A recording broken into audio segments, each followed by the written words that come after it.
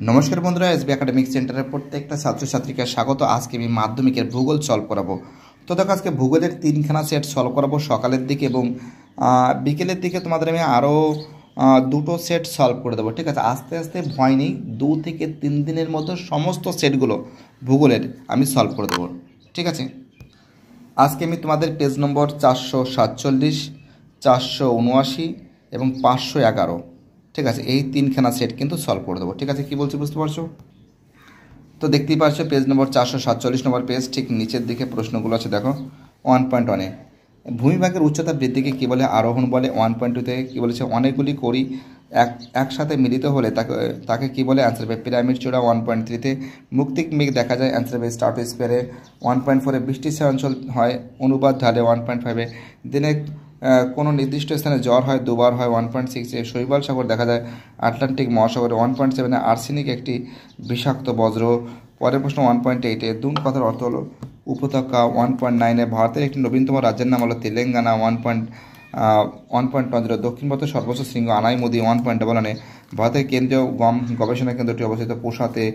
1.12 শিল্পদান বলা হয় পেট্রোটেশন শিল্পকে। 1.13 ভারতের বৃহত্তম খনিজ তেল শোধনাগার ছিল জামনগর।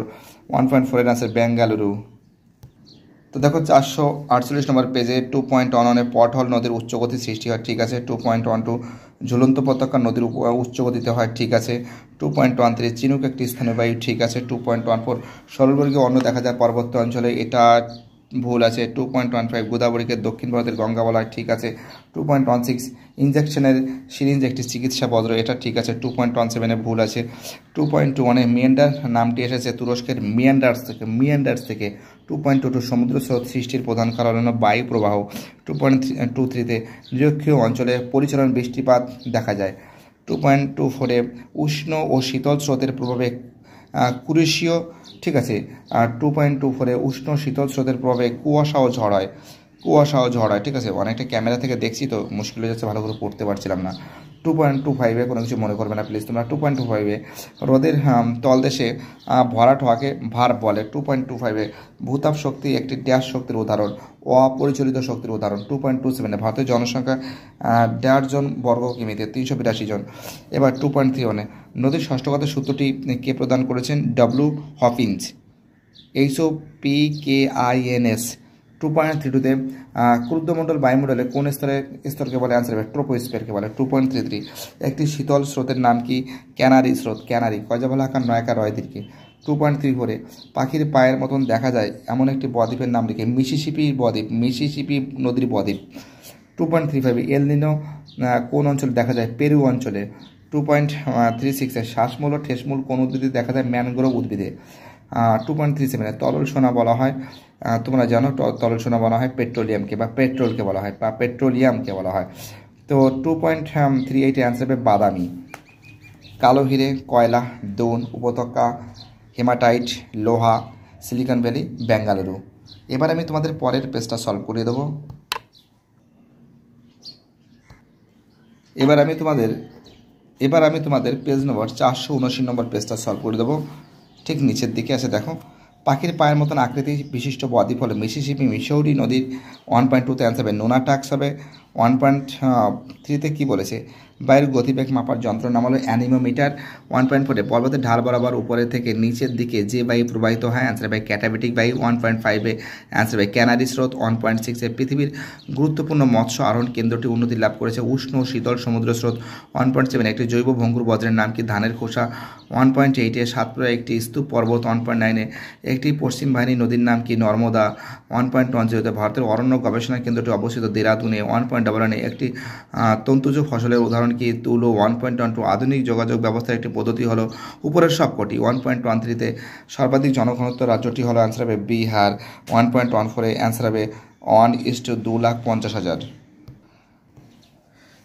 2.11 এটা মিথ্যা আছে। 2.12 বৈপরীত্য উচ্চতা বৃদ্ধির সঙ্গে সঙ্গে উষ্ণতা বৃদ্ধি পায়।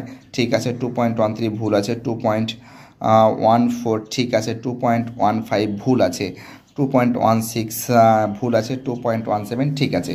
এবার দেখো এই প্রশ্নগুলো দেখো, পাশাপাশি অবস্থিত দুটি নদী উপত্যকা যে উচ্চভূমি দ্বারা পৃথক করে তাকে কী বলে? জল অভিবাজিকা বলে।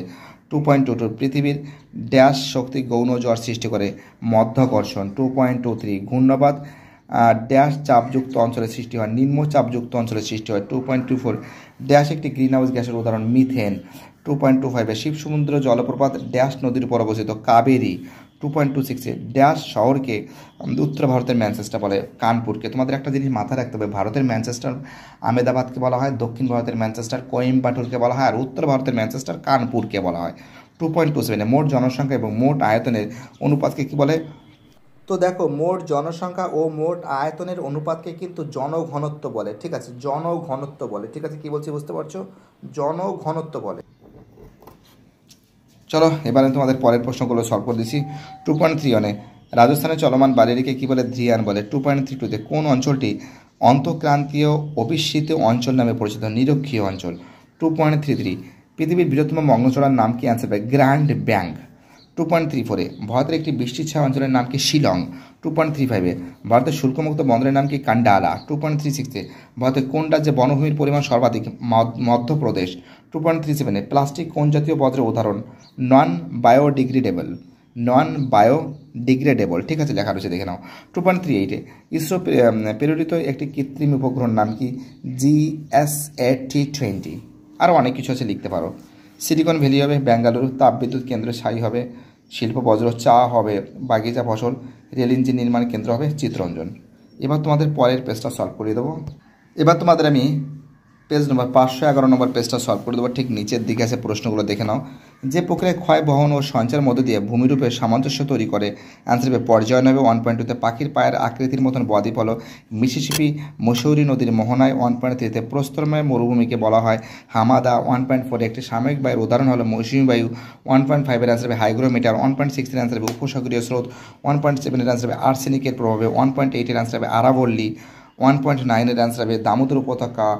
এবং ঠিক আছে, 1.10 অ্যান্সার হবে শৈলক্ষেপ বৃষ্টিপাত, যেটা ভারতের সবথেকে বেশিরভাগ দেখা যায়। পরের প্রশ্ন, ভারতের সর্ববর্গীয় বনভূমি দেখা যায়? অ্যান্সার হবে হিমালয় পার্বত্য অঞ্চলে। 1.12 ভারতের ধান উৎপাদনের প্রথম স্থানাধিকারী রাজ্য হলো পশ্চিমবঙ্গ। 1.13 ভারতের সিলিকন ভ্যালি বলা হয় বেঙ্গালুরুকে বলা হয়। 1.14 ইসরোর প্রধান কার্যালয় বেঙ্গালুরুতে অবস্থিত। 2.11 এটা ভুল আছে। 2.12 এটা ঠিক আছে। 2.13 ঠিক ভুল আছে। 2.14 ঠিক আছে। 2.15 ভুল আছে। 2.16 ভুল আছে। 2.17 ঠিক আছে। দেখো এবার পরের প্রশ্নগুলো দেখো। 2.1 পার্বত্য প্রবাহে নদীর প্রধান কাজ হলো ক্ষয়। 2.22 ঘূর্ণপাতের কেন্দ্রকে চক্ষু নামে পরিচিত। 2.23 জাপানে কী বলেছে? ড্যাশ স্রোতের প্রভাবে শীতকালে জাপানের উপকূলে উষ্ণ থাকে জাপান স্রোত। ঠিক আছে। 2.24 ইলেকট্রিন বজ্রকে বলা হয় ইউএস্ট বজ্র। 2.25 বানামটা দেখলাম WST বানামটা দেখে নাও। 2.25 থর মরুভূমি অঞ্চলে চলমান বাড়িকে ধ্রিয়ান বলে। 2.26 ড্যাশকে গোলাপি শহর বলা হয়। অ্যান্সার জয়পুরকে বলা হয়। 2.27 ভারতের প্রথম পাতাল রেল কলকাতায়। এবার দেখো এই প্রশ্নগুলো। 2.31 হিমবাহ বাহিত ক্ষয়জাত পদার্থকে কি বলা হয়? তোমরা জানো যে অ্যান্সার হবে হিমবাহ ধ্বংসাশেষ। ঠিক আছে, হিমবাহ পদার্থ যেখানে আছে, যেখানে নুড়ি কাকর বালু সব কিছু থাকবে, সেখানে হিমবাহের ধ্বংসাশেষ দেখা যায়, ধ্বংসাশেষ বলা হয়। 2.32 আলপাস পর্বতের উপরে দিয়ে প্রবাহিত উষ্ণ বায়ুর নাম কি? অ্যান্সার হবে ফন। 2.33 স্যানিটারি ল্যান্ডফাইল থেকে কোন গ্যাস উৎপন্ন হয়? মিথেন। 2.34 গঙ্গা নদীর কোন প্রবাহে সর্বাধিক দূষণ লক্ষ্য করা যায়? নিম্ন প্রবাহে।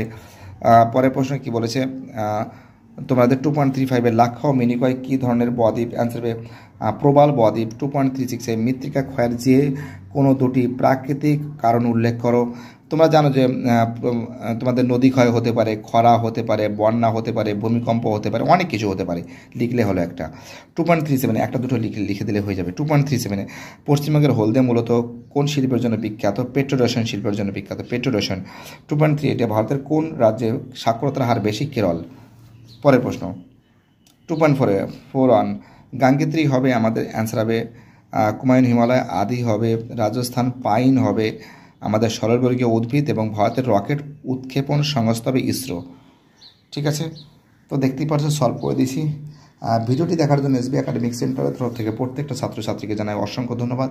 সুস্থ থাকো, ভালো থাকো, চ্যানেলের সঙ্গে যুক্ত থাকো, এটাই আমার একান্ত অনুরোধ তোমাদের কাছে। Bye tata. এরপরে আমি বাকি যে দুটো সেট আছে সেই সেট দুটো সলভ করে দেবো। 537, 564 নম্বর সেট। ওকে, পেজ যাকে বলে।